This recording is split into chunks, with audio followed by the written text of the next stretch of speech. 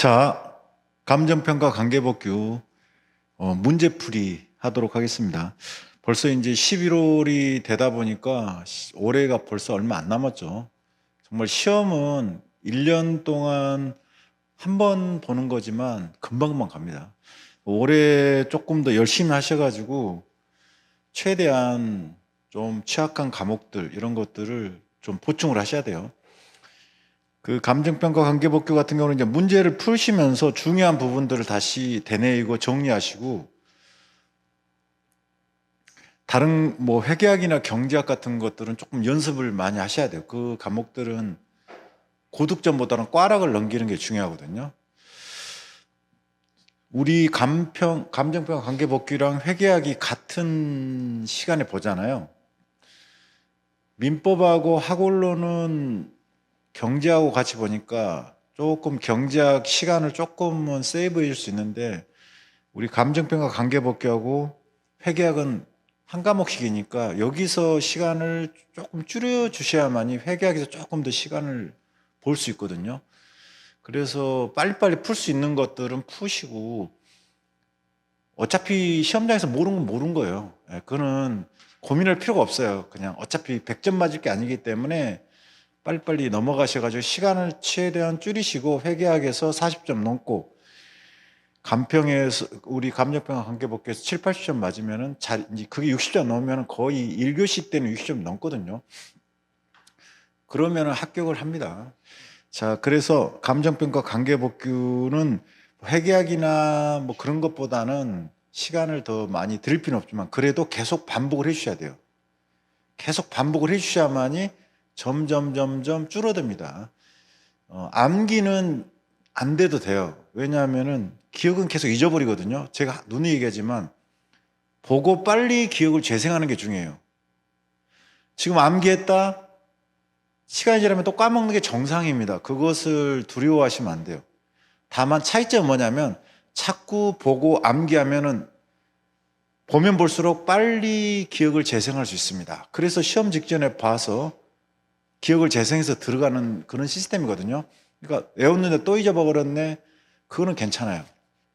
하지만 그냥 막연히 멍하게 보고 지나버리면 안 돼요. 억지로 암기 방식을 택해서 암기하고 또 넘어가고 이걸 계속 하다 보면 나중에 이게 문제 풀 때라든지 시험 직전에 보면은 이제 잘 맞을 수가 있습니다.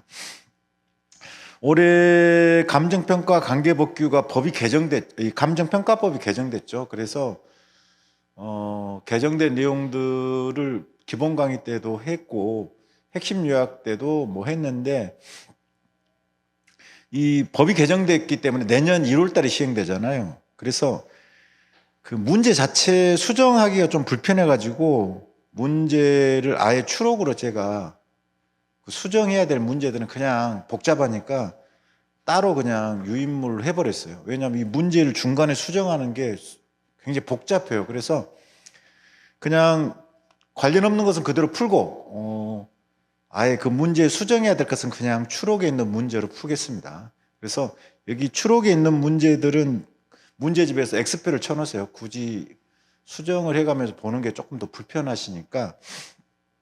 그래서 감정평가사법은 조금 많이 개정된 부분들을 조금 더 보시고요. 그 다음에 엊그저께 토요일 날 공인중개사 시험이 있었죠. 올해는 뭐 40만 명이라는데 엄청난 숫자가 보통 20, 30만 보는 것 같은데 점점 이제 경기가 안 좋아지니까 더 많은 사람들이 보는 것 같아요. 뭐 유튜브 같은 데 보면은 서경석 씨 아시죠? 서경석 씨가 에듀윌 우리나라에서 그게 아마 가장 1등인가 봐요. 아마. 근데 그분도 보니까 뭐 개인 그걸 올려놨더라고. 작년에 1차를 붙고 2차는 떨어지고 올해 2차만 본 것 같은데, 근데 채점을 해보니까 합격이 확실하지도 않아요. 왜냐하면 한 문제 차로 떨어진 건데, 근데 본인이 세 문제를 체크를 제대로 안 했다더라고요. 세 문제를. 그래서 그 세 문제 중에 한 문제가 맞으면 합격하고 세 문제 다 틀리면 떨어진다고 하더라고요. 시험은 그렇게 쉽지는 않아요. 근데 그 문제를 보니까 국토계획법은 뭐 좀 평이하게 나온 것 같아요. 국토계획법은. 그래서 국토계획법은 우리도 한번 다 풀어볼 만하고, 근데 뭐 건축법 뭐 이런 것들은 너무 막 지엽적이고 진짜 거의 안 나온 데서 냈더라고요. 근데 뭐 제가 그래서 너무 진짜 지엽적이고, 왜냐하면 공인중개사는 막 떨어뜨려야 되잖아요. 40만 명 보는데 공법을 꽈락을 많이 맞춰야만이 이게 떨어지거든요. 근데 우리 시험은 감정평가 관계법규를 만약에 다 꽈락 맞은다면 절대 붙을 사람이 없습니다. 우리 시험 자체 못 붙어요. 불필요한 문제는 좀 빼고 조금 우리 시험에 나올 가능성이 있는 문제만 추려가지고 그때 추력 형식으로 추가로 공인중개사 문제도 한번 풀어보도록 하겠습니다. 굳이 너무 지엽적인데 뭐 나올 가능성이 낮은 문제까지 저기 뭐 별표에 있는 문제 뭐 이런 것까지 그런 거 필요 없고, 하여튼 나올 만한 문제는 제가 보면서 하도록 하겠습니다. 그 다음에 어차피 여러분이 이제 공부를 감정평가 관계법규를 뭐 개인적으로 강의 들으시고 복습하셨을 수도 있지만 어차피 또 다 잊어버리거든요. 그래서 먼저 PPT로 기억을 좀 재생을 하고, 이게 여러분도 개인적으로 공부해보면 알겠지만 여러분 그냥 읽으면 인식되는 게 있고요. 좀 복잡한 게 있어요. 나열된 게 많다든지 암기를 해야 된다 이런 거 있죠. 그런 거 위주, 좀 복잡한 거 있죠. 그냥 여러분이 그냥 읽으면 여러분도 쉽게 익숙해지는 것들 있죠. 이런 것들은 굳이 문제를 풀면서 보면 되고요. 조금 복잡한 것들, 암기를 좀 해서 머리에 정리를 해야 될 것들만 위주로 해가지고 PPT로 다시 한번 이 각인 작업을 하도록 하겠습니다. 그래서 최대한 요걸 할 때 머릿속으로 계속 반복을 해두세요. 왜냐하면 또 여러분이 복습하면서 할 시간이 그렇게 없어요. 물론 해도 되는데 그렇게 시간이 많이 없기 때문에, 그래서 되도록이면 복습 시간을 줄이세요. 수업 시간 안에 최대한 하고, 수업 시간은 좀 안 된 것만 뭐 쉬는 시간이라든지 조금 집에 복습을 다 하려 하지 마시고 정말로 그 보면서 헷갈렸던 것들만 하시든지, 아니면 웬만하면 수업 시간에 다 소화하시고 그 다음에 회계학이나 경제학 쪽으로 조금 더 하시기 바랍니다. 그래서 최대한 여기 각 그 공부할 때마다 여기 PPT에 있는 내용 정도는 계속 반복해서, 그래서 할 때 한 10번 정도 머릿속으로 반복을 해보세요. 자, 오늘은 부동산 가격 공시법까지 하거든요. 그래서 감정평가법은 먼저 하고 문제 풀어보고, 오후에 부동산 가격 공시법 하고 그것도 PPT 한번 하고 문제 풀어보는 형식으로. 그래서 결론은 기출된 부분, 중요한 부분 위주로 하는 겁니다. 지금부터는 이제 뭐 세세한 것들은 마지막 마무리 강의 때 조금 들어가면 되고요. 자, 다시 한번 여러분 이제 기억을 한번 되새겨 보십시오. PPT 유인물을 보셔야 되고요. 자, 첫 번째가 요거죠. 요거는 뭐 나올 수도 있고 안 나올 수도 있는데, 요거는 기본적으로 여러분이 그냥 암기해 두셔야 돼요. 그래서 빠른 시간 내에 그냥 맞출 수 있도록 하는 게 중요합니다. 근데 사실 이렇게 암기를 안 해도 이렇게 자주 보다 보면은 그냥 익숙해지는데, 그래도 억지로 이렇게 암기하면서 대입을 시켜보면 나중에 여러분이 이것이 기억 안 나도 여러분이 결론을 할 수가 있게 돼요.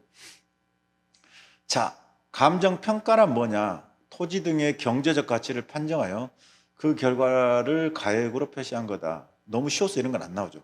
우리는 감정평가의 대상입니다. 제가 암기했던 건 뭐죠? 저산 넘어 광양어권 자동차 유입재단, 요거 있어요.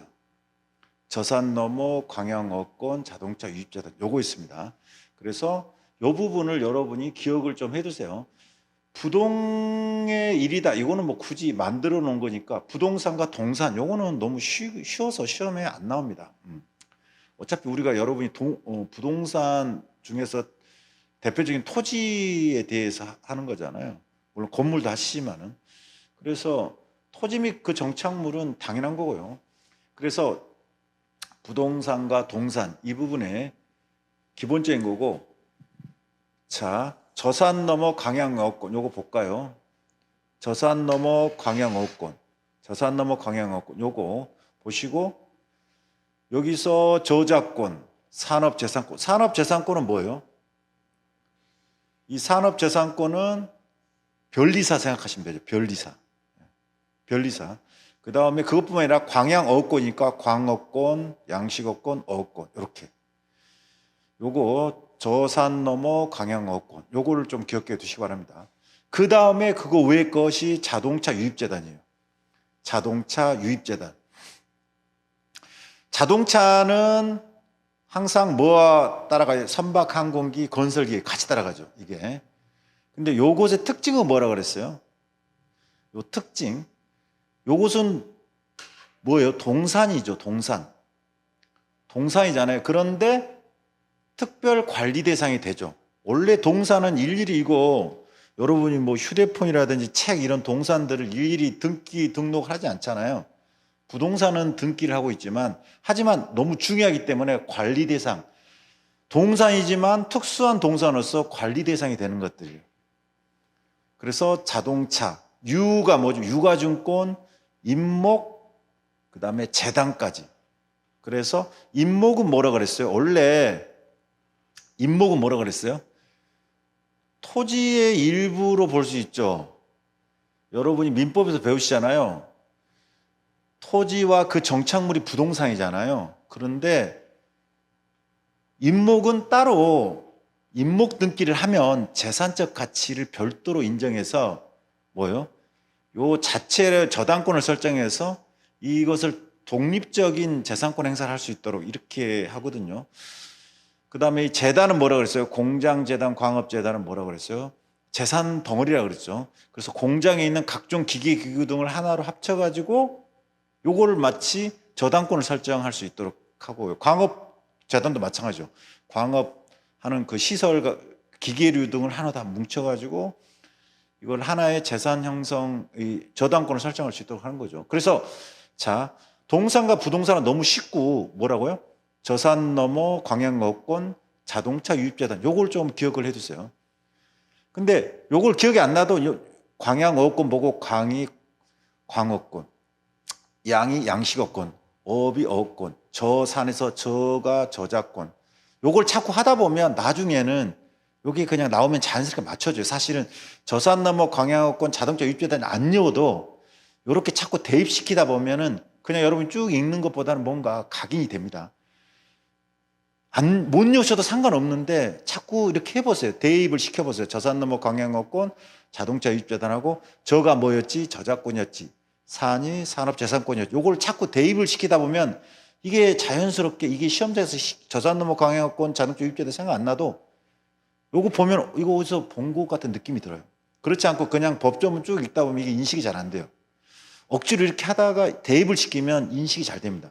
자동차 유입재단인데 유가 유가증권, 임목, 재단 이렇게. 자, 요거는 여러분이 확실하게 무조건 나오면 요거는 무조건 맞추셔야 돼요.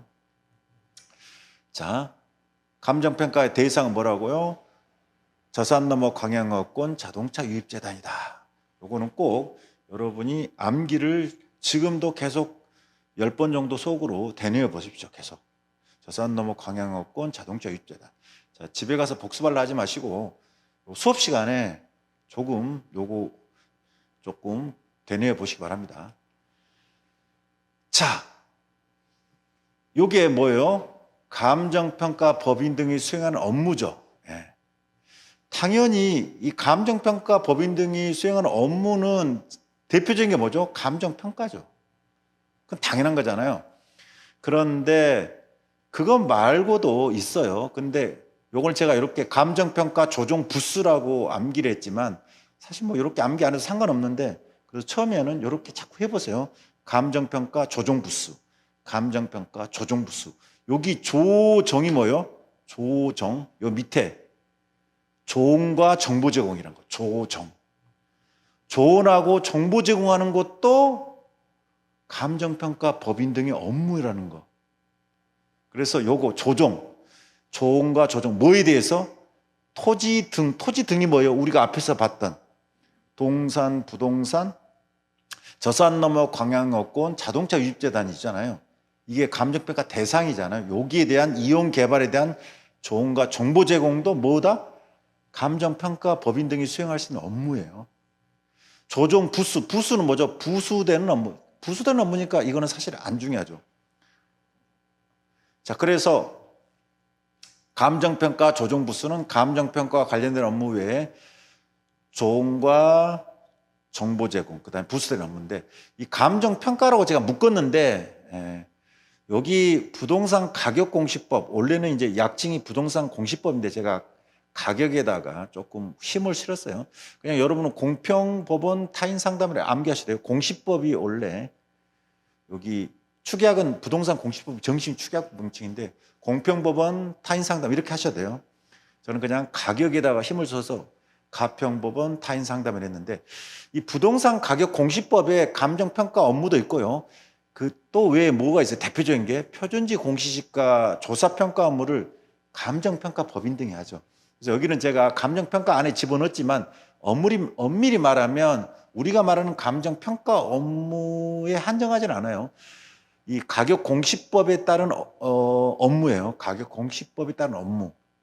근데 이것도 크게 보면은 감정평가 업무로 볼 수도 있죠. 크게 보면은. 자, 그래서 가가 뭐죠? 가격 공시법에 따른. 여러분이 그냥 원래 약칭이 부동산 공시법이거든요. 약칭이. 그럼 공평법원 타인 상담을 암기하셔도 상관없어요. 그 다음에 여러분이 재산 재평가법 있죠. 재산 재평가법에 따른 감정평가. 그 다음에 법원. 여러분 이제 법원 일정한 아마 경력이 있어야 되는 걸로 알고 있는데, 요 일정 경력 이상이 있는 사람들이 요것도 표준시 공시지가도 일정 경력 이상 아마 있어야 되고 요것도 그럴 거예요. 소송 과정에서 또는 대표적인 게 경매 같은 경우는 감정평가사가 어때요? 그 물건을 일단 평가해야 되잖아요. 그래야만이 여기 이상은 떨어지면 최저가액을 산정하죠. 그 다음에 타인 상담은 타인의 의뢰를 받아서 우리 뭐 금융기관 이런 데서 의뢰를 하잖아요. 대출을 해준다. 그럼 30억짜리다. 이 물건이 30억인데 얼마를 해줘야 될 거냐. 일단 평가가 30억이라 주장하지만 30억일지 아닐지는 평가를 해봐야 되죠. 감정평가 관련된 상담, 자문, 뭐 이거 당연하죠. 그래서 자, 감정평가 법인 등이 수행한 업무는 감정평가 조정부수고, 이 감정평가는 뭐라고요? 가평법원 타인상담입니다. 자, 감정평가 조정부수, 가평법원 타인상담. 근데 이렇게 암기를 안 해도 나중에 이렇게 자꾸 이렇게 하다 보면 익숙해져요. 이렇게 하는 이유가 감정평가 조정부수, 가평법원 타인상담인데, 이것이 암기가 안 돼도 이렇게 자꾸 하다 보면 제가 여기 인식이 잘 된다 했어요. 가가 부동산 가격공시법, 평이 재산 재평가법, 법원 관련된 업무, 타인 의뢰, 상담과 자문, 요걸 자꾸 대입하다 보면 여러분이 지문에서 뜨면 쉽게 맞출 수가 있어요. 자, 그래서 반복해 볼까요? 감정평가 조정부수, 감정평가 조정부수. 조가 뭐라 했어? 조언과 정보 제공을 했죠. 부수된 업무. 그 다음에 감정평가는 뭐죠? 가평법원 타인상담 또는 공평법원 타인상담에 상관없어요. 가평법원 타인상담. 가가 가격공시법, 평이 재산재평가법, 법원 관련 업무, 타인 의뢰, 상담, 조언, 자문 이런 것들이죠. 자, 그래서 감정평가 조정부수, 가평법원 타인상담이다. 요거를 암기가 안 돼도 요걸 자꾸 대입을 시키는 연습을 해보세요. 그러면 나중에 자연스럽게 인식이 됩니다.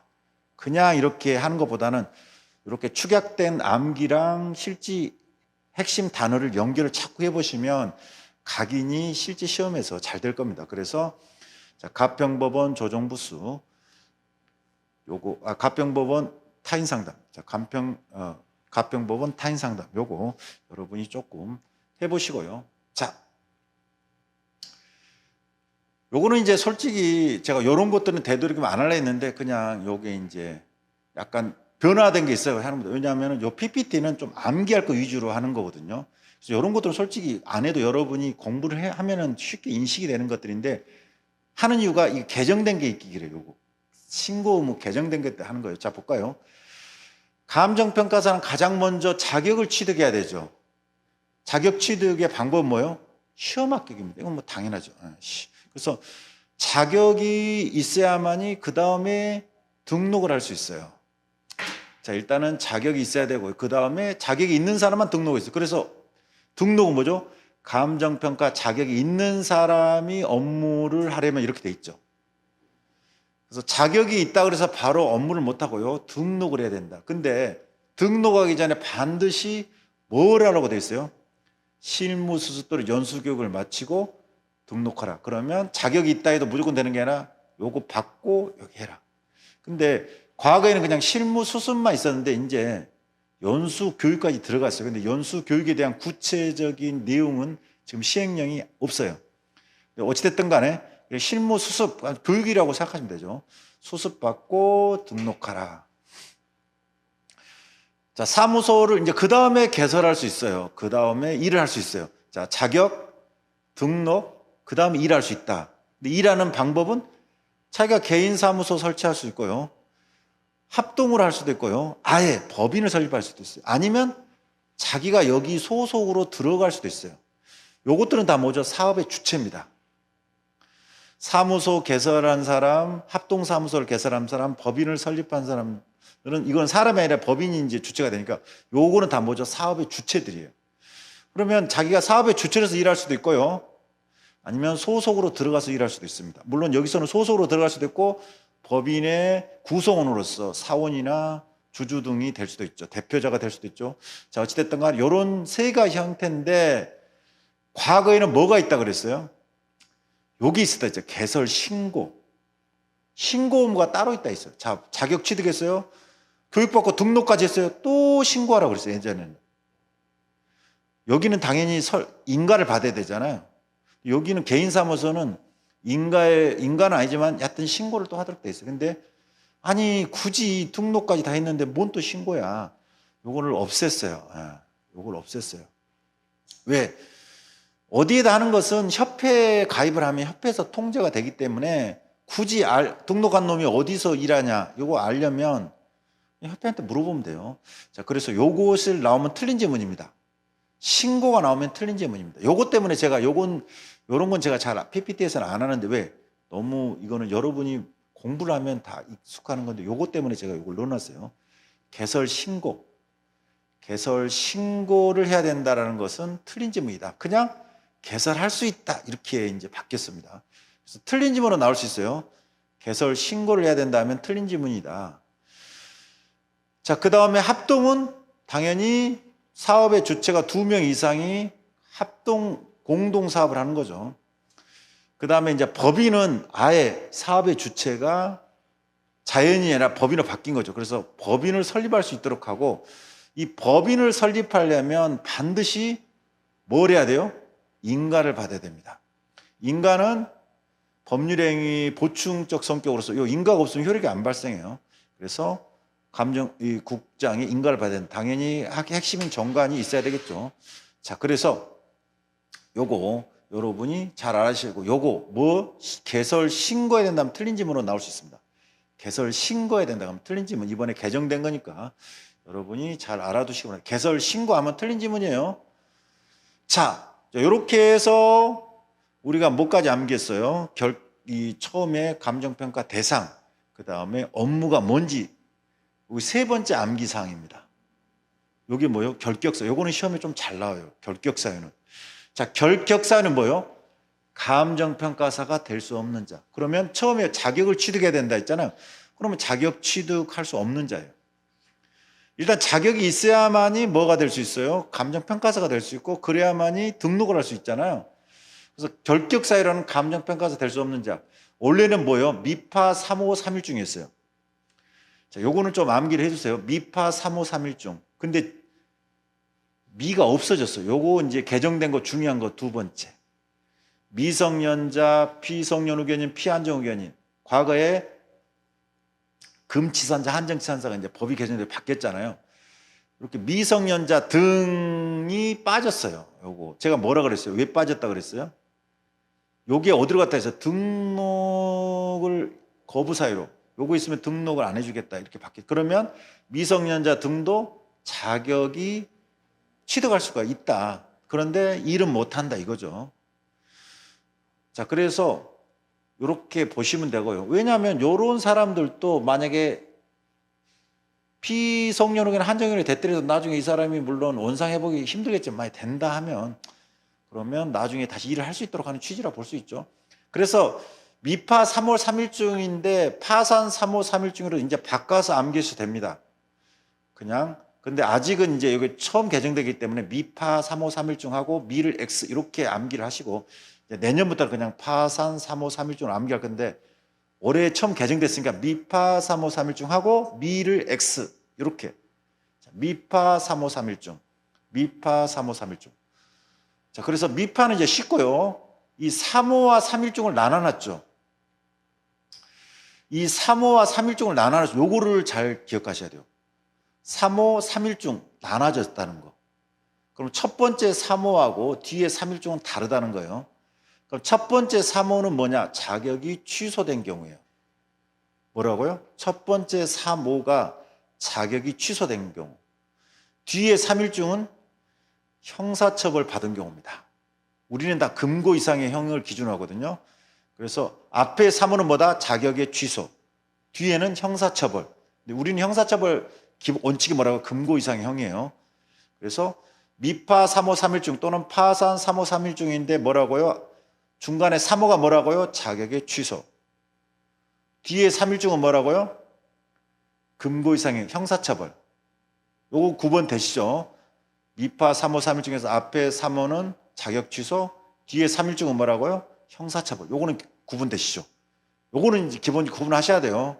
결격사유는 좀 잘 나오니까 요거는 제가 좀 자세하게 하는 이유가 있어요. 요게 헷갈리거든요. 여러분이 이런 것들은 계속 헷갈리거든요. 자, 미파 3호 3일중 또는 파산 3호 3일중 3호는 자격 취소, 여기는 형사처벌. 근데 형사처벌은 기본이 다 금고 이상의 형이에요. 요걸 다시 들어가 볼까요? 3일중에서 밑으로 내려보면 뭐죠? 금고 이상의 형과 관련해서 3일중은 뭐죠? 실집 선고를 했는데 사실 이거 압류도 제일 센 게 실형 진짜 깜빵 가는 거고 집행을 유예받는 거고 선고 자체를 유예받는 거니까 이거 그대로예요. 제일 센 거 깜빵 간 거 집행유예 선고유예. 그러니까 3일중 그대로 암기하시면 돼요. 집행이 끝난 다음에 3년이 지나야 된다. 안 지나면 안 된다. 결격사유. 집행유예를 받았다 1년이 경과해야 된다. 경과하지 않으면 결격사유. 선고유예는 제일 약하니까 선고유예 기간 중만 아니면 되죠. 그래서 자, 요거는 자, 미파 3호 3일중 뒤에 3일중이 뭐라고요? 형사처벌. 그러면 제일 센 게 징역 갔다 왔다. 실형 선고 받았다. 집행유예 1년 끝나야 된다. 안 끝나면 안 된다. 중이면 안 된다. 그래서 자, 여러분이 이제 과거에는 제가 이렇게 암기를 막 했어도 잘 인식이 안 되는데 요번에는 조금 구체적으로 이제 인식을 좀 하셔야 돼요. 과거에는 그냥 미파 3호 3일중 한번 들어본 것 같은 정도밖에 여러분 기억이 안 나실 거예요. 근데 이제는 구체적으로 조금 암기하셔야 돼요. 3호가 뭐였지? 자격 취소다. 3일중은 뭐다? 금고 이상의 형의 실형을 받은 거다. 근데 3일중 센 것부터 실형 끝나고 면제받고 종료하고 3년 경과하지 않은 경우 1 집행유예 끝나고 1년 선고유예. 요거는 암기하셔야 됩니다. 자, 다시 이제 3호로 가볼까요? 3호가 자격 취소라고 그랬어요. 자격 취소. 근데 이 자격 취소는 크게 두 가지가 있어요. 부정한 방법으로 자격 취득. 요거는 뭐예요? 애초부터 이 사람이 자격을 취득할 수 없는 사람이에요. 그러면 이거는 요거는 징계로 자격이 취소된 게 아닙니다. 뭐예요? 징계는 제대로 자격이 취소된 사람이 업무 수행과 관련돼서 등등 문제로 뭐예요? 이 사람은 자격을 더 이상 유지할 수 없어. 이거고, 이거는 뭐죠? 애초부터 자격이 취득할 수 없는 사람이에요. 그러면 이것은 징계로서의 취소가 아니라 원천적으로 잘못된 취득이니까 없애버리는 거죠. 징계로서의 취득과는 달라요. 자, 부정한 방법으로 자격을 취득. 나머지는 징계로서의 자격 취득입니다. 취소입니다. 자, 징계 중에 제일 센 게 뭐예요? 원천을 없앤 거죠. 자격 취소가 제일 센 거죠. 그 다음에 등록 취소가 그 다음이죠. 등록 취소는 일만 못하는 거고 나중에 재등록하면은 뭐예요? 재등록하면은 다시 일을 할 수 있어요. 자격은 갖고 있는 거니까. 근데 자격 자체를 원천을 없앤다는 건 두 가지라고. 뭐라고요? 부정한 방법으로 자격 취득하고 징계로 자격을 취소하는 거예요. 그러면 취소 중에서 징계 중에 가장 센 거죠. 제일 센 건데 제가 여기다 이렇게 해놨지만 원래는 요거 B가 없었고요. 요 밑에 것만 있었어요. 즉 징계로 자격 취소만 있었어요. 징계로 자격 취소 중에서 이 두 가지가 있잖아요. 이렇게 두 가지. 다 2회 이상이에요. 한 번이 아니라 두 번 잘못했어요. 한 번은 봐주겠어. 뭐 봐주겠어가 아니라 자격 취소가 아니라 두 번? 이거는 문제가 있다죠. 자, 그러면 여기도 형사처벌이 나와요. 여기도 형사처벌이 나오는데 주의할 건 뭐예요? 직무 관련입니다. 자, 여기는 뭐라고요? 직무 관련이에요. 직무 관련. 직무 관련해가지고 뭔가 잘못해서 형사처벌 받다. 그래서 징계를 내리는 거라는 거. 무슨 말인지 알겠죠? 요 밑에는 그냥 공적 업무를 수행하는 놈이 뭔가 잘못해서 이런 개념이고 여기는 뭐예요? 징계니까 직무 관련해가지고 형사처벌을 두 번 이상 받았다. 요거죠. 요거. 무슨 말인지 알겠죠? 한 번이 아니라 두 번. 그래서 항상 형사처벌은 기본이 뭐라고 해요? 금고 이상형이에요. 기본이 금고 이상형이라고 했어요. 그래서 징계로 자격이 취소된다는 것은 한 번은 아니고 두 번이 기본이다. 요걸 기억해 있어요. 직무 관련 금고 이상형 2회 이상 확정됐다. 확정이 돼야 돼요. 그러면 시간을 끌려면 계속 올라가야 되겠죠. 대부분까지 다퉈야 되겠죠. 두 번째 이제 확정되려면 안 되니까. 그리고는 여기도 2회 이상인데 여기는 징계처분 관련된 거예요. 징계처분. 근데 징계처분이 어느 정도 수위? 자, 자격의 취소, 등록의 취소, 업무정지, 견책이죠. 그 중에서 견책은 너무 가벼운 거고 좀 무거운 게 이제 업무정지잖아요. 업무정지는 2년까지인데 1년 이상 좀 센 징계, 요걸 한 번이 아니라 두 번 받았다. 이러면 이제 문제가 되는 거죠. 요것도 두 번이죠. 두 번. 두 번 이상. 근데 이렇게 형사처벌 받은 것보다는 요게 조금 약하죠. 그래서 여기는 바로 두 번은 안 되고 뭐가 있어야 되냐면 두 번 받았는데 또 징계가 또 있는 경우에. 자, 기본적으로 두 번이 똑같은데 여기는 뭐지? 형사처벌이 아니잖아요. 이게 또 징계를 이제 또 지금 징계해야 되는 경우에요. 요때는 이제 고민해야 돼. 이놈은 두 번 받았는데 또 지금 징계해야 돼? 이때의 징계는 뭐 취소할 수 있다는 거죠. 근데 구체적 조문은 이제 뭐까지 있어요? 도저히 이 사람은 업무 수행이 부적합하다고, 현재 부적합하다고 판단되는 그런 것도 있지만 기본적으로는 요거예요. 두 번 받고 또 받고. 자, 그런데 원래가 요렇게 있었어요. 자격을 애초부터 없애야 될 사람이 갖고 있으니까 없애버린 거랑 징계로 자격이 취소된 경우 이 두 가지였어요. 근데 징계로 자격 취소가 요거하고 또 하나 있어요. 가능한 게 자격증 대여. 요거 징계로 자격이 취소되는 게 세 가지인데 가능한 게 요거 2회2랑 또 하나가 자격증 대여. 자격증을 양도한다. 요것은 가장 크게 봅니다.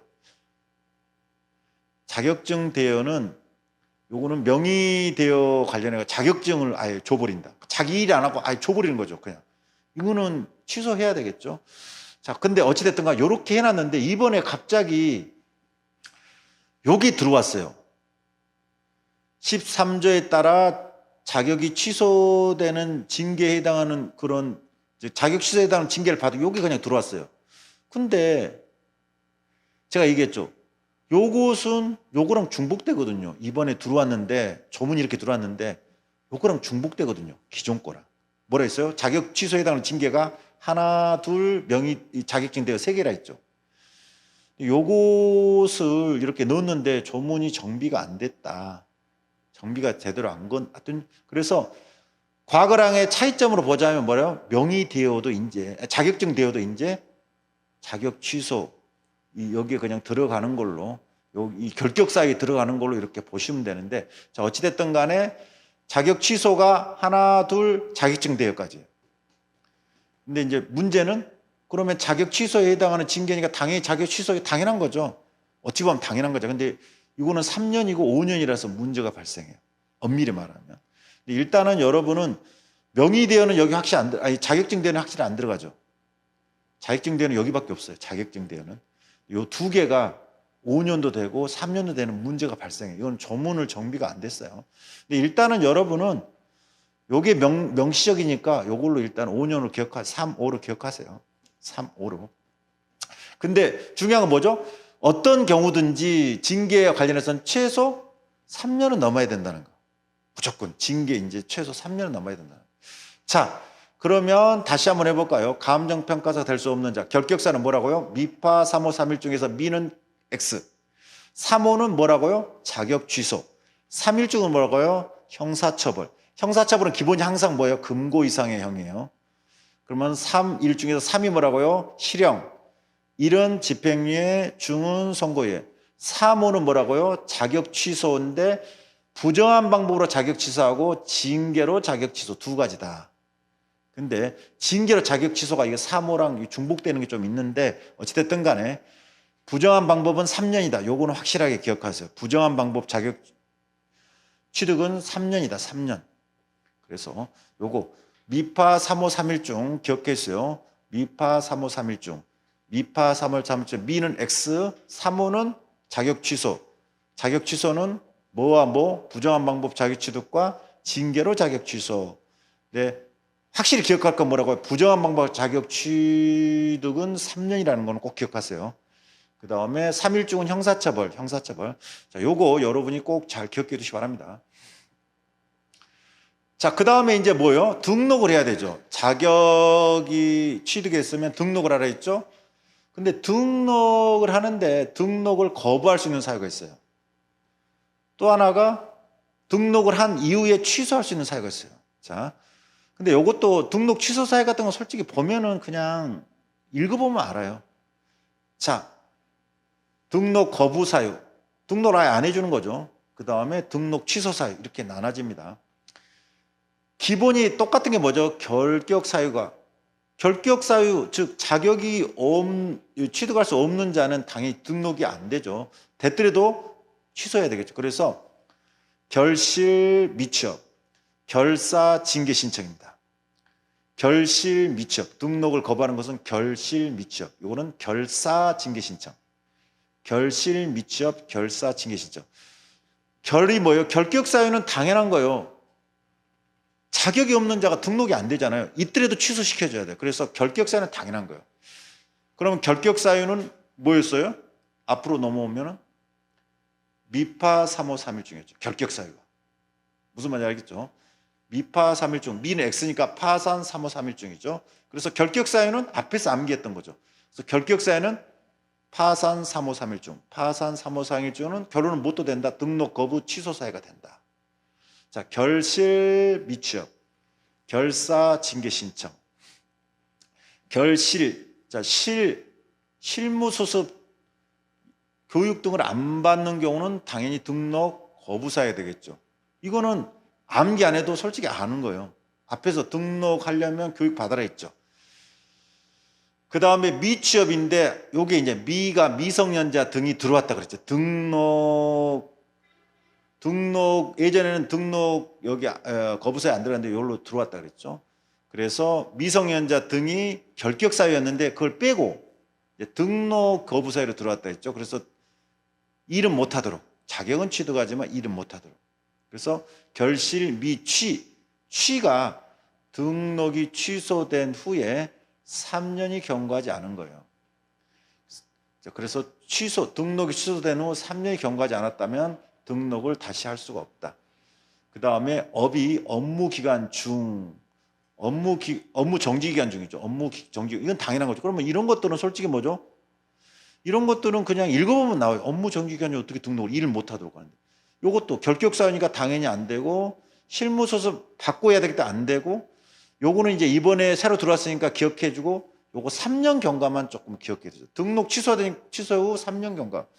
그래서 결실 3년 미취업이라고 남겨도 되는데 이 3년이 취에만 들어간다는 연결되는 거예요. 제가 3년이라는 것이 사실 중요하기 때문에 3년 미취업을 했지만 여러분이 나중에 이렇게 읽어보면은 요것만 사실 3년만 중요해요. 등록 취소 후 3년 경과 요것만 중요해요. 그래서 3년 미취업을 했지만 뭐 그냥 원래는 결실 미취업이에요. 그리고 여기 등록 취소 사유 볼까요? 여기는 결사 징계 신청인데 결격 사유 똑같죠? 뭐죠? 파산 3호 3일중이죠. 파산 3호 3일중. 사망, 죽으면 당연히 이제 그 사람 일할 수 없잖아요. 등록 취소. 그 다음에 징계로 등록 취소된 경우죠. 똑같죠. 등록 취소, 이거는 게 사실 안 읽어봐도 이건 읽어보면 알아요. 그 다음에 스스로 등록을 신청한 경우, 등록 취소를 신청, 나 그만할게. 그럼 사실은 이건 이렇게 암기 안 해도 읽어보면 이게 당연한 거예요. 굳이 근데 이렇게 하는 것은 조금 더 각인적으로 읽어보라는 의미지. 그래서 여러분은 결실 미취업, 결사 징계 신청인데 요거는 잘 보시면 읽어보면 사실 나와요. 요거는 조금 암기해 두시면 조금 좋은데 다른 것보다는 요거 3년 요거. 그래서 결실 3년 미취업. 근데 이 취소와 관련된 거 3년이다. 요것만 조금 기억해 두시기 바랍니다. 자, 여기 이제 다시 한번 했는데 요 밑에 것 때문에 제가 다시 한 거죠. 요번에 개정된 거. 앞에서 있었죠. 개설신고 의무는 없어졌다. 그 다음에 2명 이상이 합동사무 설치할 수 있다. 감정평가사는 한 개 사무소만 설치가 가능하고 이중 소속도 금지돼 있죠. 요번에 개정된 거, 요거 시험에 나올 가능성이 높습니다. 요거. 아직 시행령은 안 나왔어요. 아직 시행령은 안 나왔어요.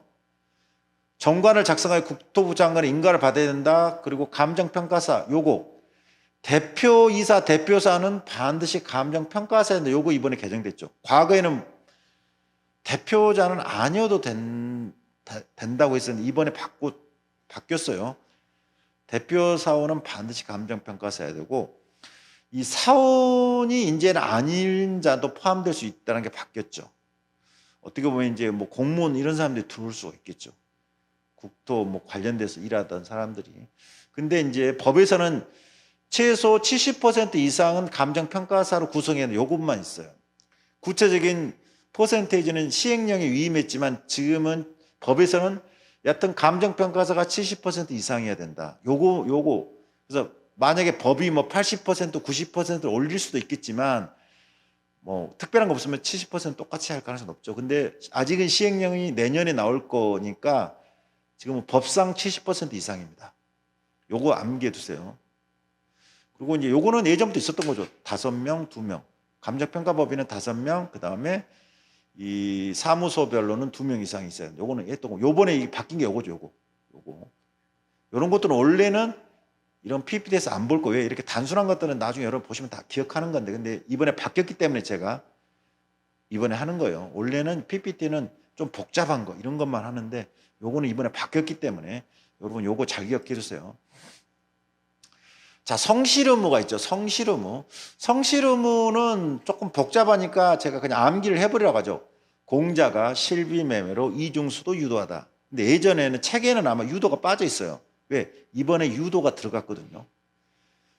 그래서 공자가 실비매매로 이중수주 유도하다. 이번에 유도가 들어갔어요. 이 유도가 뭐냐면 의뢰인이 찾아와가지고 나 1억으로 감정평가해 주세요. 이렇게 하는 경우죠. 그러면 내가 돈 더 줄게요. 이런 경우잖아요. 그래서 유도 금지, 여기 이제 관계자가 요구해도 이걸 따르면 안 되죠. 성실 의무에 위반됩니다. 근데 이 성실 의무는 사무소를 개설한 감정평가사, 설립인가를 받은 감정평가 법인뿐 아니라 소속 감정평가사도 당연히 성실 의무에 들어갑니다. 왜? 감정평가 사업의 주체뿐 아니라 실제 일을 행한 자도 다 포함돼 성실 의무. 그래서 공자가 실비매매로 이중수 유도하다. 요게 성실 의무에 들어가고요. 공이 공정한 감정평가를 했는데 여기 바뀌었는데 제가 요거 수정했는데 수정이 안 됐네요. 요게 제가 얘기했는데 그 예전에는 감정평가에 한정해서 규정이 돼 있었어요. 무슨 말이냐면 신우와 성실로서 공정한 감정평가를 해라. 고의나 중과실로 잘못된 평가를 하면 안 된다. 이런 거였는데 지금은 업무로 바뀌었어요. 즉 우리 10조의 업무 있죠. 감정평가 조정부수 있죠. 감정평가 조정부수, 감정평가 관련된 업무랑 조언과 정보 제공, 부수 업무 이거 있잖아요. 그 모든 업무에 대해서 이 신우와 성실로서 하도록 돼 있어요. 그래서 예전에는 감정평가에만 한정됐는데 지금은 업무로 바꿔 있어요. 공정한 업무 수행. 요거를 공정한 업무 수행으로 바꿔 있어요. 신우와 성실로서 공정한 업무 수행. 이렇게 또 감정평가 업무 수행. 고의 중과실로 잘못된 평가를 하면 안 된다. 고의 중과실로 잘못된 업무를 수행하면 안 된다. 이렇게 다 바꿔 있어요. 예전에는 감정평가에 국한됐지만 지금 뭐라고요? 감정평가 외에 우리가 말하는 10조 감정평가 조정부수 있죠. 그 전부에 대해서 공정한 업무 수행, 신의 성실로서 공정한 업무 수행을 해야 된다. 고의 중과실로 업무를 잘못 수행하면 이게 다 포함됐다는 거. 근데 뭐 요건 이 자체가 틀린 말은 아니죠. 왜? 범위가 확장됐으니까. 당연히 이 자체가 틀린 말은 아니에요. 근데 이제 굳이 이걸 내려면 감정평가에 국한된다. 이렇게 내면 틀린 점이 되죠. 요렇게 나오면 틀린 점은 아니에요. 왜? 업무 중에서 감정평가가 주된 거니까. 근데 바뀌었다는 거는, 자, 요걸 다 뭐로 바꿔줘? 공정한 업무 수행. 공정한 업무 수행 바꾸고, 잘못된 평가 X가 아니라 업무 수행 X. 이렇게만 바꿔주세요. 범위가 넓어졌다. 자, 공자가 실비매매로 이중수주 유도하자. 자가 뭐예요? 자기 또는 친족 갖고 있는 그러한 부동산을 평가한다. 이거는 조금 문제가 있을 수 있죠. 그래서 불공정한 감정평가 우려. 감정평가 하면 안 돼요. 그래서 공자가 요거. 그 다음에 실비는 뭐죠? 수수료, 그 다음에 실비 외에는 일체의 업무 관련해서 돈을 받으면 안 됩니다. 근데 요거는 돈과 관련된 건 사무직원도 포함돼요. 사무직원이 또 영업하면서 더 주면 뭐 해줄게 이렇게 할 수도 있죠. 그래서 요것도 포함됩니다. 자, 그 다음에 시험에 잘 나온 거 뭐죠? 실비 매매에서 매매가 뭐죠? 토지 등 매매업을 하지 못하도록. 왜? 매매를 하면서 자기가 평가하고 이게 좀 문제가 있을 수 있죠. 그래서 요거 토지 등의 매매업은 못합니다. 감정 평가만 하지 매매를 해버리면 여기랑 연결되죠. 자기 친족 불공정한 감정 평가는 사실 연결되는 거예요. 이중수주. 자, 이중소속 금지. 수주는 뭐죠? 일거리를 준 사람한테 커미션을 주는 거죠. 우리한테 일거리 주는 사람한테 감정평가 법인 등에서 고마워. 그러면 이번에 평가 1억을 벌어서 너한테 1,000만 원 줄게. 이런 거죠. 커미션 주는 거 금지하는 거죠. 불공정한 이제 문제가 이렇게 되면 뭐가 문제예요? 평가가 이제 그 사람들이 요구하는 대로 할 수가 이거 공적 업무잖아요. 이거는 사실상. 국가에서 해야 될 문제를 개인이 이렇게 자격증이 하는 거니까. 요것도 돈이 들어가니까 뭐예요? 사무직원이 포함돼요. 그 다음에 이번에 들어온 게 뭐죠? 감정평가 유도 요구에 따르지 않을 의무. 요것이 무슨 점이 들어갔어요? 누구든지 감정평가를 유도나 자기가 요구한 대로 하지 못하도록, 즉 내가 얼마 더 줄 테니까 1억에 맞춰줘 이런 건 못하도록 됐고 여기에 따르지도 않아야 돼요. 근데 요것도 결론은 뭐죠? 당연히 이게 공짜가 없죠. 다 돈 주면서 돈 더 줄게 하지 누가 돈도 안 주고요. 결론은 다 이것도 돈 문제예요. 그래서 사무직은 포함됩니다. 자, 요거는 뭐 시험에는 안 나오지만 시험에 뭐 이렇게 하나씩 나와요. 이렇게 하나씩 나와요. 그래서 요거는 뭐 굳이 암기를 안 해도 상관없는데 이렇게 인지를 해놓으면 조금 쉬워요. 공자가 실비매매로 이중수주 유도하다. 이번에 유도가 들어갔다. 유도. 그래서 공정한 업무 수행이라고 바뀌었다 그랬어요. 자가 자기 또는 친족소. 이것도 시험에 잘 나오죠. 수수료 실비의 수령을 금지하고 토지 등 매매업 금지. 이것도 시험에 잘 나오죠. 이중소속 금지도 시험에 잘 나오고 수주 대가 제공 금지도 시험에 잘 나옵니다.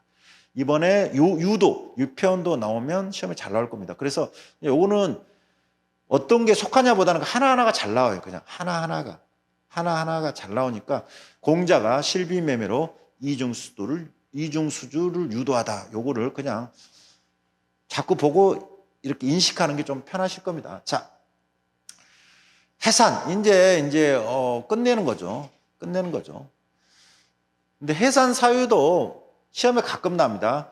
해산 결정 합치 파산 법원입니다. 해산 결정 합치 파산 법원. 해산 결정 합치 파산 법원.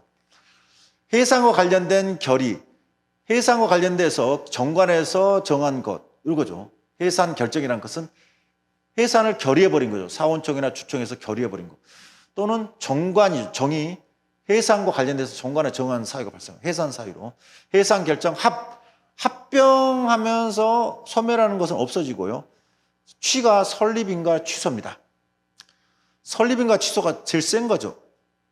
아예 없애버린 거잖아요. 네. 그러면 당연히 해산해줘. 그럼 설립인가가 취소되면 당연히 해산할 수밖에 없어요. 그 다음에 파산하면은 해산되고요. 그 다음에 나머지가 법원의 명예나 판결. 요것도 읽어보면 다 나와요. 해산결정, 합치, 파산법원, 압류도 나오는데 그래도 이렇게 해서 자꾸 대입시키다 보면 인식이 돼요. 합병이나 설립인가 취소, 합치. 이런 거는 자, 해산결정, 합치, 파산법원. 해산결정, 합치, 파산법원. 시험에 이것도 잘 나오죠. 이렇게 해산하면은 뭐 한다? 신고만 하면 되죠. 이제 끝났는데 인가 받아라 이런 거 하면 틀리죠. 아, 이제 끝났는데 무슨 인가를 받아요. 끝났는데 신고만 하면 된다. 요것도 시험에 좀 잘 나옵니다. 필수적 설립인가 취소 사유. 나머지 설립인가 취소할 수 있는 사유가 요거는 꼭 취소해야 되는 게 뭐죠? 업무 정지 기간인데 업무를 했다. 이거는 더 이상 봐줄 수가 없습니다. 또 하나가 법정 감정평가 사수에 미달했는데 3개월 이내에 보충하지 않은 경우. 이 두 가지. 업무 정지 미보충. 두 가지입니다. 업무 정지 미보충. 자, 설립인가 필수적 취소 사유 뭐라고요? 업무 정지 미보충입니다. 요거는 좀 기억해 두세요. 요거 업무 정지 미보충. 업무 정지 미보충 뭐라고요? 꼭 취소시켜야 됩니다. 법인이 개인 사무소와 다르게 좀 거대하게 업무를 수행하잖아요. 요거는 두 가지. 업무 수행 미보충은 필수적 설립인가 취소 사유 이런 거 좀 기억해 두세요. 그거 외에 이제 의무적 설립인가 취소나 업무 정지 명령을 할 수 있는 사유인데 이런 것들은 뭐 굳이 세세하게 잘 나오진 않아요. 앞에서 오히려 필수적 요게 잘 나와요. 요거 업무 정지 미보충이 잘 나오고요. 여기까지 세세하게 잘 나오진 않습니다. 근데 이제 있으니까 제가 여러분 헷갈리니까 한 번씩 읽어보면서 이런 게 있다 정도만 보시면 돼요. 이걸 암기를 뭐 깡그리 하라고는 제가 하진 않습니다. 요거는. 물론 제가 책에다가 감업, 수성지, 인감, 기타 이렇게 하긴 했어요. 크게 감업, 수성지, 인감, 기타라고 하긴 했는데 그거 그렇게 꼭 악료도 요거는 된다. 무슨 말인지 알겠죠? 그렇게까지 암기 안 해도 된다. 그냥 뭐가 있는가만 볼게요. 뭐요? 토지 감정평가 기준, 그 다음에 감정평가 원칙 기준, 감정평가 작성할 때 발급할 때 관한 그런 사항 이런 거 위반해서 감정평가와 관련된 것죠. 그 다음에 업무 정지 처분. 업무 정지 처분을 받은 소속 감정평가사한테 업무를 하게 한 경우 앞에 필수적은 뭐였어요? 자기가 이 법인이 업무하면 안 되는데 하는 경우고 여기는 이제 이 개인이 소속 감정평가사 개인이 업무 정지 처분 받은 거죠. 앞에는 뭐예요? 법인 자체가 업무 정지 처분 받은 요거는 개인. 얘가 지금 얘는 하면 안 돼. 딴 사람은 해야 되는데 얘한테 일을 시킨 거예요. 얘한테. 요거는 이제 필수적인 건 아니고 의무적 설립인가 취소나 업무 정지가 되겠죠. 자, 수성지, 수수료 실비 기준을 위반하면 안 됩니다. 자, 성실 의무는 뭐였어요? 성실 의무는 성실 의무뿐만 아니라 비밀, 엄수, 명의대여가 25, 26, 27로 쭉 연결돼 있어요. 자, 그래서 성실 의무는 우리 앞에서 했었잖아요. 성실 의무. 공자가 실비 매매로 이중수 유도하다. 이게 성실 의무거든요. 그래서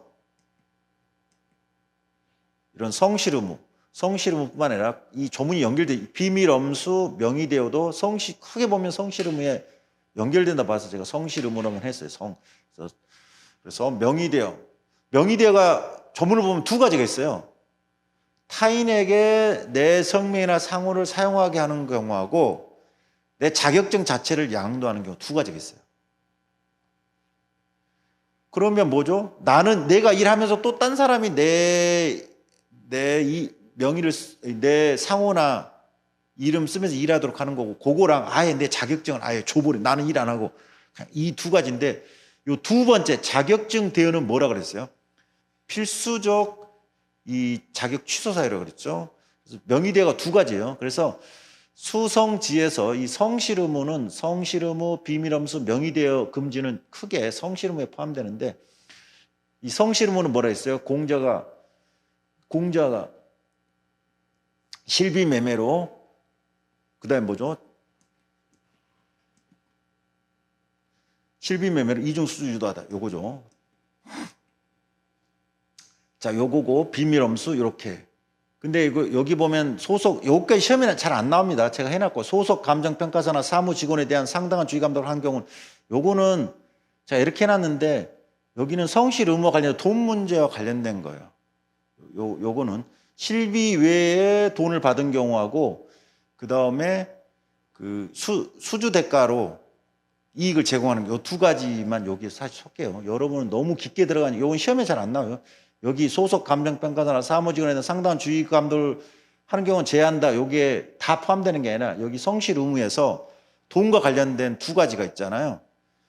실비 외에 돈을 받는다든지 아니면은 일거리 중고 수주 대가로 뭔가를 이익을 제공하는 요거 두 가지만 해당해요. 자, 그 다음에 국장의 지도 감독 등 이런 거 불응한 경우. 자, 인가와 관련된 건 설립인가 취소 신청한 경우. 그러면 뭐 취소해줘야 되겠죠. 그 다음에 부정한 방법으로 설립인가 받은 경우 취소해야 되겠죠. 이번에 새로 들어온 게 인가와 관련된 또 있긴 있어요. 여기 제일 마지막에 15번에. 감정평가 법인이 인가받은 정관대로 운영하지 않은 경우. 요것도 하나 들어갔어요. 인가로, 설립인가가 아니라 인가로 치면 요렇게 올라올 수 있습니다. 여기 이번에 하나 들어왔어요. 요거 15번이 새로 들어온 거거든요. 인가받은 정관대로 운영하지 않은 경우. 근데 이런 건 지문에 나오면 여러분 그냥 솔직히 X라고 할 이유가 없죠. 그 다음에 감정평가 법인은 회계처리 기준에 따라 처리하지 않거나 사업연도 종료 3개월 내 재무제표 제출하지 않은 경우. 11번이 감정평가 법인의 최소 자본금 2억 원 미달에 대해서 보전이나 증자하지 않은 경우. 사업연도 딱 봐봤더니 최소 자본금보다 미달해. 그러면 6개월 내에 보존하도록 되어 있습니다. 6개월 내에. 안 하면 이제 설립인가 의무적 취소나 업무적 취소 사유가 될 수 있고 기타 둘 이상의 감정평가 법인 설치한다든지 이런 것들 쭉 있습니다. 근데 이런 것들이 구체적으로 시험에 잘 나오지 않고요. 뭐가 잘 나온다고요? 업무정지 미보충이 잘 나온다고. 필수적인 설립인가 취소 사유가 잘 나옵니다. 자, 징계를 볼까요? 이거는 앞에서는 뭐였어요? 사업자에 대한 거고 이거는 뭐죠? 자격자에 대한 겁니다. 여기는 감정평가 법인 등에 대한 거고요. 근데 설립인가는 감정평가 법인 등에서 감정평가 법인에 대한 거고 업무정지는 감정평가 법인 등 중에서 법인 플러스 개인 사업자 다 포함하는 거예요. 무슨 말인지 알겠죠? 이게 조문이 이렇게 혼용돼 있잖아요. 감정평가 법인 등의 의무적 설립인가 취소사인데 개인 사업자가 설립인가 취소가 있을 수 없죠. 무슨 말인지 알겠죠? 근데 여기는 뭐예요? 자격자에 대한 거예요. 징계는. 자격자에 대한 거라고요. 그러면 징계의 종류는 뭐죠? 자격의 취소. 제일 센 거죠. 등록의 취소. 등록의 취소는 뭐죠? 나중에 재등록하면 뭐예요? 재등록하면 일을 다시 할 수 있잖아요. 자격이 취소되면 자격이 다시 취득을 해야 돼요. 요거 그 다음에 2년 이하의 업무정지. 업무정지는 이제 2년까지만 견책 이렇게. 그래서 징계로 자격 취소가 가능한 경우는 요거 세 가지예요. 징계로 자격 취소가 가능한 경우. 이게 이 앞에 두 가지가 뭐였어요? 결격 사유에 해당했어요. 근데 요게 이번에 들어왔다고 그랬죠. 미파 3531중이 결격 사유죠. 미파 3531중. 그 35가 예전에 요거만 있었는데 이제 자격 취소된 다가 들어와서 요것도 들어왔다 그랬어요. 요거 징계로 자격 취소가 가능한 거 다시 봐볼까요? 두 번이나 했죠. 금고 이상의 형 2번 이상 확정. 근데 금고 우리가 특별한 거 없으면 금고예요. 근데 여기는 뭐라고 했어요? 징계니까 직무 관련. 근데 앞에서는 안 했지만 요거 시험에 잘 나옵니다. 과실범은 빼라. 요거 잘 나와요. 아니 형사처벌을 받았지만 실수로 한 거 요거는 빼라. 요거 시험에 잘 나옵니다. 징계로 자격 취소하는데 과실범 빼라. 실수한 거니까 요거는 빼라. 요거 시험에 잘 나오죠. 그 다음에 징계 처분을 2번 이상 받은 경우인데 요거는 1년 이상 최소한 1년 이상. 여기 중에서 1년 이상 여기까지죠. 그리고 징계니까 한 번 더 징계 사유 발생하고 이 징계할 때 뭐라고요? 직무 수행하는 것이 현저히 부적당하다고 판단되면 취소할 수 있다고 그랬어요. 그리고는 자격증 양도되어. 자, 명의되어가 두 가지라 그랬어요. 뭐라고요? 내 성명이나 상호를 사용하도록 하는 경우, 내 자격증 자체를 넘겨버리는 경우인데, 이 두 번째, 자격증 자체를 넘겨버리면 취소 사유해야 한다 했습니다. 자, 여기도 이 자체가 시험에 꼼꼼하게 잘 나온 건 아니고, 사실 여기가 중요하고요. 여기. 이게 중요하고, 여기는 그냥 똑같이, 뒤에, 여기, 기타 징계 사유. 이것도 이 자체가 뭐 시험에 꼼꼼하게 나오는 건 아니에요. 그냥 이런 게 있으니까 보시면 돼요. 감업 수송지 등사. 감정평가 관련된 건데, 요거 2번에 들어왔어요. 요거. 3번이 들어왔어요. 요거. 요게 2번에 들어왔어요. 고의나 중단 과실로 감정평가서를 잘못 심사한 경우. 요게 뭐냐면 여러분이 기억날지 모르겠지만 감정평가 법인에서 감정평가를 하면 A라는 감정평가사가 작성을 하는데 뭐라고요? 다른 감정평가사 그거 제대로 되는지 심사라도 돼 있거든요. 그거를 잘못하면 징계로 이번에 들어왔어요. 이번에 요게 다만 중과실까지만, 경과실은 실수할 수도 있잖아요. 심사할 때. 그래서 요거 이번에 들어왔으니까 요거는 혹시 모르니까 고의 중과실로 감정평가서를 잘못 심사한 경우도 이번에 징계 사유로 들어왔다. 나머지 것들은 특별한 게 없습니다. 그리고 이번에 여기 11번 예전에는 개설 신고인데 그냥 이번에는 그냥 개설과 관련된 21조 위반해서 감정평가법 이렇게만 바뀌었죠. 예전에는 신고 의무가 있으니까 신고 안 하고 하면은 징계 사유였어요. 예전에는. 근데 지금은 신고 의무가 없어졌죠. 그래서 법 21조를 위반하여 감정평가법을 이렇게 바뀌었습니다. 그러면 뭐 사무소 최소 몇 명, 2명 이상 이런 규정들이죠. 그런 것만 바뀌었다는 거. 자, 요것도 시험에 잘 나오죠. 마지막. 업무 정지 처분하면 일 못 해야 되는데 이것도 정말 웃긴 거죠. 돈으로 가름할 수 있도록 해놨어요. 이게 말도 안 되는 거잖아요. 이게 무슨 말이에요? 이게 말도 안 되는 얘기인데 이걸 왜 해놨는지. 그러면 감정평가사들이 적다는 얘기밖에 안 되잖아요. 그렇죠? 그 소리잖아요. 감정평가사가 많으면 이런 걸 둘 필요가 없죠. 돈으로 대신할 수 있다. 요거 시험에 잘 나오죠. 과징금 최고액이 5천, 법인은 5, 요거 시험에 잘 나오죠. 5,005. 자, 부과 기준이 요 밑인데 이게 원칙인데 요걸 다시 2분의 1 범위내서 또 플러스 마이너스 할 수 있다. 요거죠. 자, 그러면 1년 6월입니다. 1년 이상, 6월 이상, 6월 미만 이렇게 해요. 그래서 166752입니다. 여러분이 요거 166752 이렇게 암기를 하세요. 166752. 1년 이상, 6월 이상, 6월 미만. 그 다음에 이것도 70% 이상, 50% 이상, 20% 이상. 그래서 미만이니까 이거는 당연한 거고 여기 166752 이렇게 암기를 했어요. 166752 요거 시험에 잘 납니다. 그래서 요것도 암기를 해두시고요. 그래서 여기 보시면 166752 이렇게 암기를 하시면 됩니다. 자 어찌됐든 간에 여러분이 조금 암기하는 게 좀 복잡한 것들 있죠. 이런 것들 제가 했는데 제가 눈에 얘기했지만 그거 일일이 암기 안 해도요. 뭐 하라고요? 자꾸 그 대입을 해보면 나중에 시험 풀 때 암기가 안 돼도 이게 지문을 보면 이게 쉽게 돼요. 그래서 이걸 해보라는 거죠. 꼭 그거 암기 안 해도 됩니다. 하지만 자꾸 그 암기한 걸 대뇌해보고 대입을 시켜보세요. 그러면 그냥 전문을 쭉 읽는 것보다는 나중에 시험 풀 때 각인이 잘 됩니다. 진짜. 그걸 해보시라고요. 저도 암기 잘 안 돼요. 저도 솔직히. 근데 이걸 자꾸 하다 보면 지문을 읽으면 이게 판단이 좀 빨라요. 여러분도 그 정도만 하시면 돼요. 자, 이렇게 해서 일단은 감정평가법 이번에 개정된 것들 좀 많이 있는 부분들까지 해서 했으니까 보시고 다음 시간에 문제를 풀어보도록 하겠습니다.